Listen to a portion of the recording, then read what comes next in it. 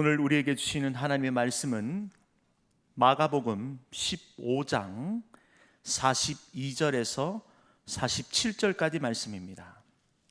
신약성경 84쪽에 있습니다.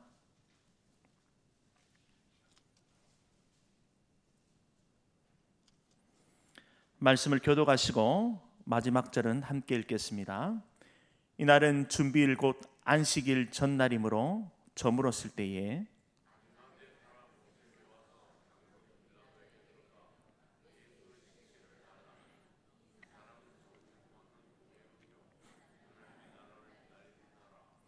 빌라도는 예수께서 벌써 죽었을까 하고 이상히 여겨 백부장을 불러 죽은 지가 오랬냐 묻고,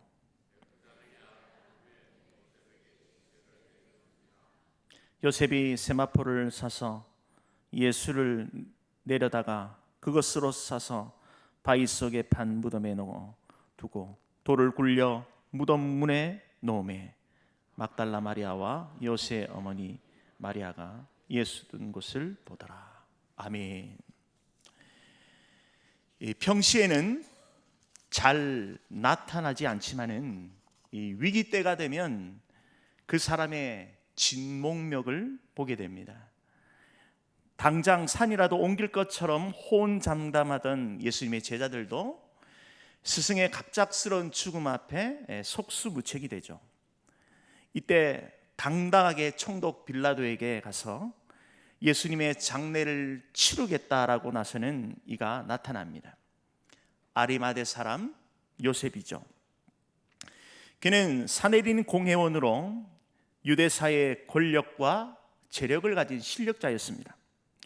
어쩌면 하루아침에 자신의 기득권을 내려놓아야 할 줄 모르는 위험한 행동을 한 것이죠. 그럼에도 그는 누구도 하지 못한 일을 감당합니다. 요셉, 그는 하나님 나라를 기다리는 예수님의 참 제자였죠.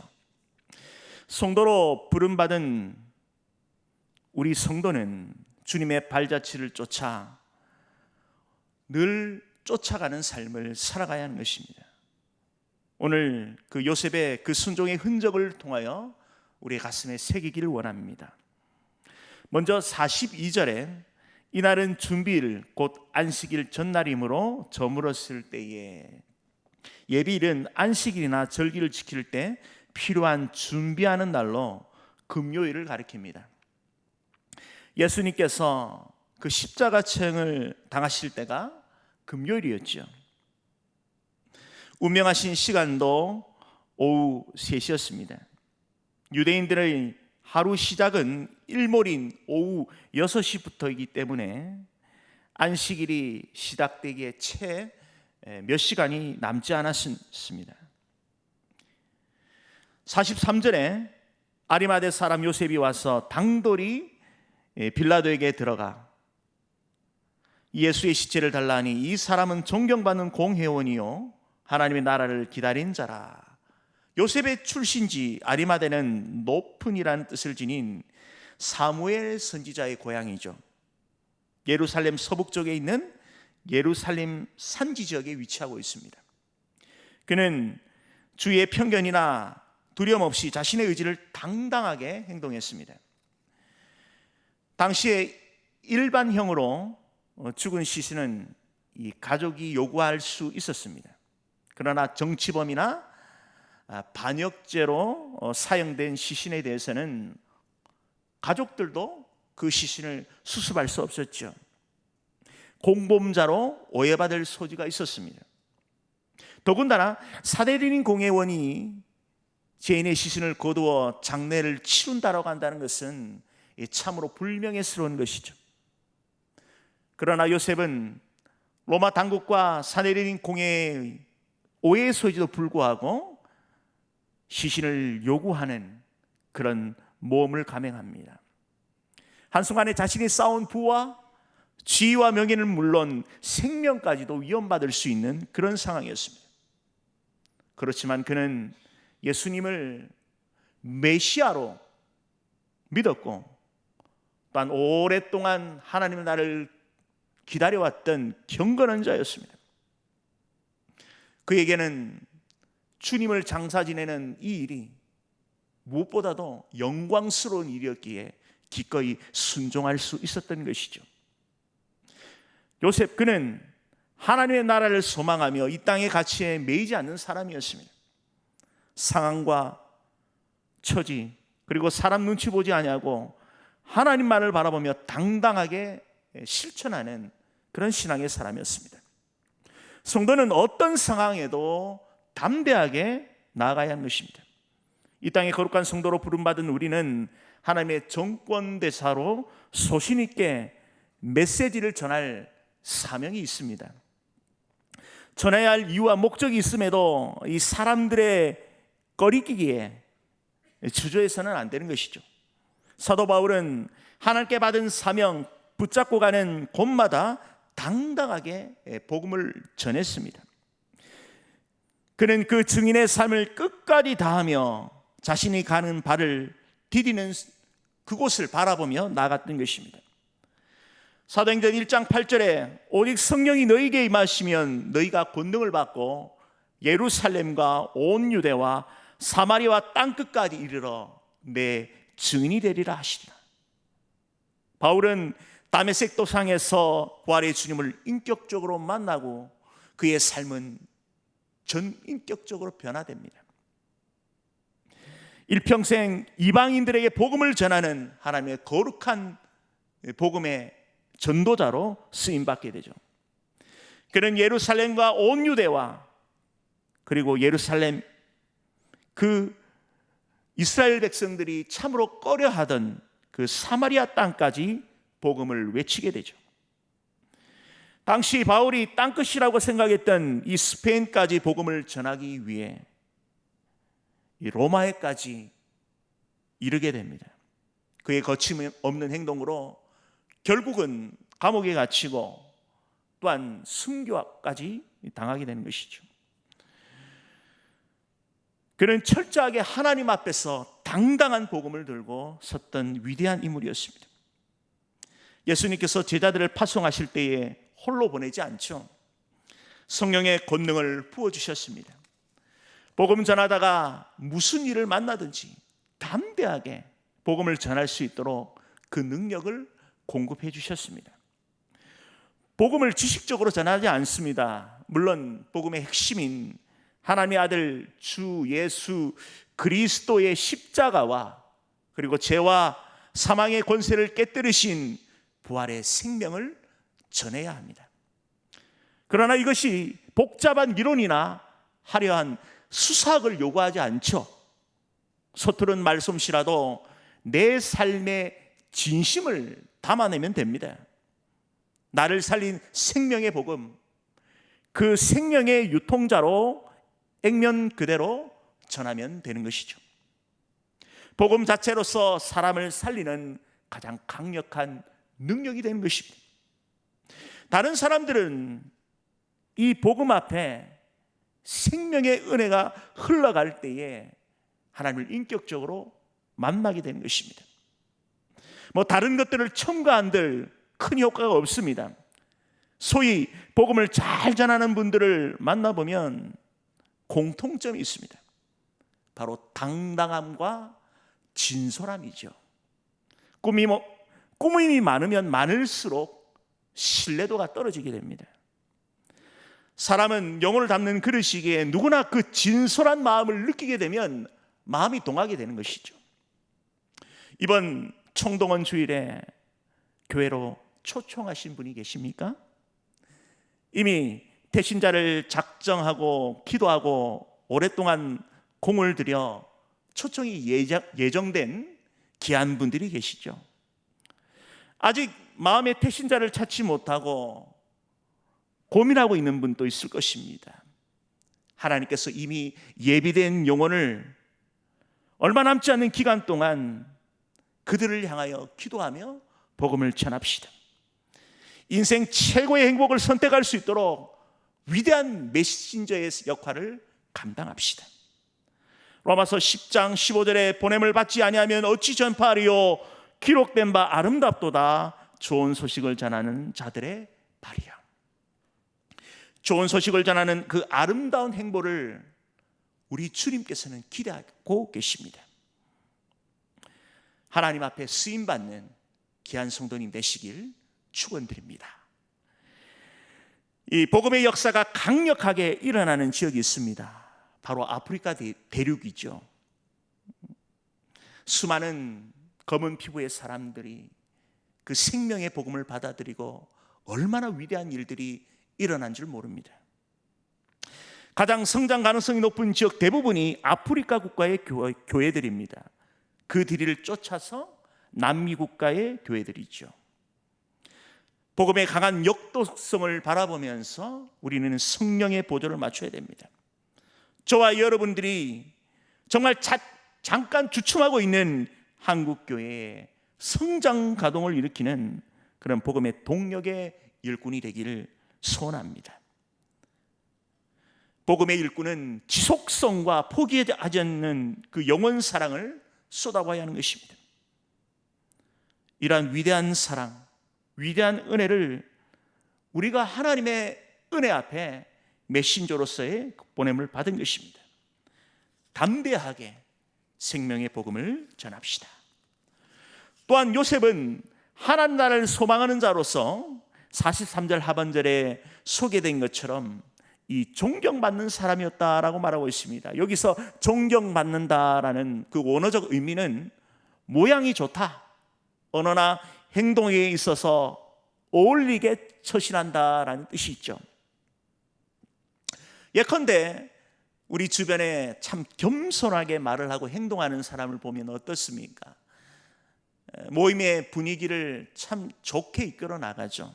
사람들 눈에도 참으로 좋게 보이는데 우리 하나님 보시기에 얼마나 귀하겠습니까? 한마디로 하나님 보시기에, 사람 보시기에 좋은 사람이었다는 것입니다. 요셉, 그가 유대 사회의 주인, 그 대제사장 포함한 71명으로 구성된 탑 리더로서, 사내린 공회원으로서 조금도 흠이 없었다라는 것이죠. 경건한 사람이었습니다. 하나님 나라를 기다리며 그리스도의 그 십자가의 사랑을 기억하며 메신저로서 그 영향력을 드러냈다는 것입니다. 자신의 지위와 부를 가지고 선한 영향력을 유감없이 흘려보냈던 것이죠. 이 노블레스 오블리주라는 말이 있습니다. 이 프랑스어로 귀족의 의무라는 뜻이죠. 이 표현은 프랑스의 작가 겸 정치가인 페르 가르동 마르크라는 사람이 이 경륜과 교훈이라는 책에서 처음 사용했습니다. 부와 권력은 그에 따른 책임과 의무가 수반된다는 것이죠. 사회 지도자층 그리고 상류층이 그 위치에 걸맞는 모범적인 행동을 하는 것을 통칭하는 것이죠. 성도는 영적으로 볼 때에 노블레스입니다. 세상의 가시적인 것들을 말하는 것이 아니죠. 눈에 보이진 않지만 영원한 영적 자산인 풍성한 하나님의 존귀한 권석인 것입니다. 할렐루야. 이 은혜 위에 저와 여러분이 머물러 있습니다. 베드로전서 2장 9절에 그러나 너희는 택하신 족속이요 왕같은 제사장이요 거룩한 나라요 그의 소유가 된 백성이니 너희를 어두운 데서 불러내어 그의 귀한 빛에 들어가게 하시니 아름다운 덕을 선포하게 하려 하심이라. 위대한 말씀입니다. 왕같은 제사장으로 하나님의 놀라운 특권과 누림이 있다는 것이죠. 그러면 반드시 우리에게 책임이 따릅니다. 내가 노블레스라고 생각한다면 오블리주를 실천해야 하는 것입니다. 아름다운 덕을 선포할 의무인 것이죠. 초대교회 로마 황제 숭배의 강요로 인해 극심한 박해를 당했던 로마교회 성도들은 아름다운 믿음의 흔적들을 보였습니다. 재정을 담당했던 브리스길라와 아굴라 부부는 로마의 끝까지 머물며 고아와 가부들을 챙겼습니다. 당시 신의 저주라고 생각했던 그 나음과 동시에 버려졌던 장애 아동들을 끌어안고 돌봐줬던 것입니다. 이들을 붙잡기 위해서 제보받은 로마 군인들이 교회를 들이닥칩니다. 이런 초대교회의 아름다운 그 성김의 모습을 보고 충격받은 로마 군인들조차 그냥 발길을 돌려서 체포하지 않고 돌아갔다는 것입니다. 그리고 그 중에는 신앙의 하나님의 백성으로 회개한 이들도 있었던 것이죠. 성도는 주변 이웃들에게 선한 영향을 흘려보내는 복의 통로가 되어야 하는 것입니다. 많은 사람들을 옳은 대로 인도하는 멋진 이정표가 되어야 하는 것입니다. 다니엘서 12장 3절에 지혜 있는 자는 궁창의 빛과 같이 빛날 것이요 많은 사람을 옳은 대로 돌아오게 할 자는 별과 같이 영원토록 빛나리라. 하나님께서 하늘의 별과 같은 존재로 우리를 불러주셨습니다. 믿으십니까? 하늘의 별과 같은 존재로 그 빛을 드러내는 하나님의 사람으로 우리를 세워주셨다는 것이죠. 별이 빛을 잃어서는 안 되는 것입니다. 우리의 좋은 언행이 가장 좋은 전도적인 것이죠. 축복의 마중물로서 사람들의 빛나는 별과 같은 그러한 존경받는 그러한 사람 되시기를 축원드립니다. 계속해서 본문 44절에 빌라도는 예수께서 벌써 죽었을까 하고 이상히 여겨 백부장을 불러 죽은 지가 오랬냐 묻고 45절에 백부장이 알아본 후에 요셉에게 시체를 내어주는지라. 예수님께서 죄 없이 십자가에 달려 무려 6시간 동안 고통당하시다가 숨을 거두셨죠. 위대한 대구속적 사역을 그 십자가에서 완성하셨습니다. 총독 빌라도는 예수님의 그 죽음을 확인하기 위해서 백부장을 보내 확인시키죠. 십자가형은 그 고통을 당할 때에 건강한 사람은 한 2, 3일 정도 그렇게 생명이 부지되는 경우도 있었습니다.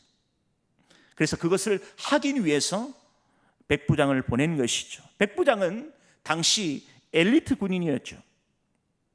크고 작은 전쟁과 전투를 경험한 노련한 군인이었습니다. 예수님의 그 죽음이 실제적 죽음인지를 확인하는 것은 정확하게 그의 판단으로 가능한 것입니다. 백부장이 직접 예수님의 죽음을 확인했습니다. 예수님의 십자가의 죽음은 허구가 아닙니다. 실제로 일어났던 역사적 사실이죠. 그 누구도 변명할 수 없는 명백한 사실입니다. 우리가 고백하는 그 사도신경, 그 신앙 고백 가운데 분명히 우리는 고백합니다. 본디오 빌라도에게 고난을 받으사 십자가에 못 박혀 죽으시고 2000년 전 유대 땅 이 총독으로서 예수님의 그 사역을 집도온도한 그의 이름을 거론하며 예수님의 그 죽음은 그 실체적 죽음임을 분명히 말씀하고 있습니다. 고백하고 있습니다. 소위 자유주의 신학자들 가운데 예수님의 죽으심과 부활을 믿지 않는 이들이 있습니다. 얼마나 안타깝습니까? 기억합시다. 예수님의 십자가와 그 다시 사신 그 부활의 사건은 역사적 사실이며 진리인 것입니다.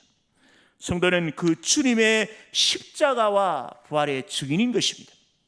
계속해서 46절에 요셉이 세마포를 사서 예수를 내려다가 그것으로 사서 바위 속에 판 무덤에 넣어 두고 돌을 굴려 무덤 문에 놓으매 47절에 막달라 마리아와 요셉의 어머니 마리아가 예수 둔 것을 보더라. 이 아리마대 요셉은 하나님 나라를 소망하며 철저하게 준비된 사람이었습니다. 본문에는 기록되어 있지 않지만은 마태는 그를 향하여 부자였다라고 소개하고 있습니다. 성경에서 말하는 이 부자, 어느 정도의 그 부를 우리가 가늠할 수 없지만은 상당한 재력을 가진 인물로 우리가 알 수 있습니다. 당시 이 예루살렘의 한 가운데 정말 가족들이 안장할 수 있는 돌무덤을 소유했습니다. 요즘으로 말하면 이 강남 한복판에 10층 이상의 빌딩을 올릴 수 있는 그런 재력이었다는 것입니다. 요셉은 자신의 소유한 물질을 기꺼이 예수님께 바친 인물이었습니다. 성도는 이 땅에 하나님 나라를 기다리며 늘 물질 앞에 정기적 신앙관을 가져야 하는 것입니다. 나에게 맡겨주신 유형, 무형의 것이 내 것이 아니라 그리스도의 피값으로 주신 것임을 기억해야 하는 것이죠. 성도의 모든 누리는 것들이 바로 하나님의 은혜인 것입니다. 세상 사람들은 이런 영적 원리를 모르죠. 종교를 가지고 있지는 않아도 세상을 보다 가치 있게 살고자 발버둥 치는 그런 이들은 이 하나님과의 그 일반 은총 가운데 그 감사하며 살고 있는 이들이 있습니다. 우리가 호흡하는 공기, 물, 햇빛, 자연 섭리를 보며 의미 있게 살아가려고 하죠. 그러나 정작 창조주, 섭리주, 심판주 되신 그 하나님의 실제적 존재를 알지 못하고 믿지 않죠. 그래서 엉뚱한 자연 앞에 무속 신앙과 타 종교에 빠지기도 합니다. 번지수를 잘못 찾은 겁니다. 성도는 이 세상의 주인이 누구인지를 정확하게 압니다. 시작과 끝을 알죠. 하나님께서 만드신 이 세상, 그리고 우리에게 은혜로 주신 모든 것을 보고 듣고 누리며 경험하며 삽니다. 매 순간 하나님의 하나님 되심을 선포하며 하나님 주신 것들에 감사하고 만족하는 신앙의 삶을 살아내야 하는 것입니다. 그리고 나에게 맡겨진 모든 것을 선용하며 하나님 나라와 주님의 피로 값주고 사신 교회를 위해 기쁨으로 헌신할 수 있는 믿음의 삶을 소유해야 하는 것입니다. 하나님의 사람 요셉은 자신의 새 무덤을 드림으로 인해서 오고 가는 세대의 좋은 모델이 되었습니다. 하나님 나라를 기다렸습니다. 그의 삶은 늘 하나님 앞에 초점 맞추며 기꺼이 자신의 것을 드릴 줄 아는 그런 준비된 하나님의 사람이었던 것이죠. 말씀을 맺겠습니다. 평상시에는 잘 드러나지 않지만은 위기 때가 되면 선명하게 드러난 사람이 있습니다. 3년 동안 동고동락하며 제자들도 하지 못했던 위대한 일을 당당하게 해냅니다. 십자가 사역을 완성하신 그 주님의 고귀한 시신을 장사하는 일에 헌신하죠. 아리마대 사람 요셉, 그는 사람들에게 존경받는 사내린 공회원이었습니다. 그는 자신의 가진 실력과 부를 가지고 하나님의 영광을 위하여 기꺼이 헌신했던 것입니다. 하나님 나라를 기다리며 주님의 뜻을 기다리는 신실한 참 제자였습니다. 성도는 이 땅의 거룩한 하나님의 정권대사로 부르심을 받았습니다.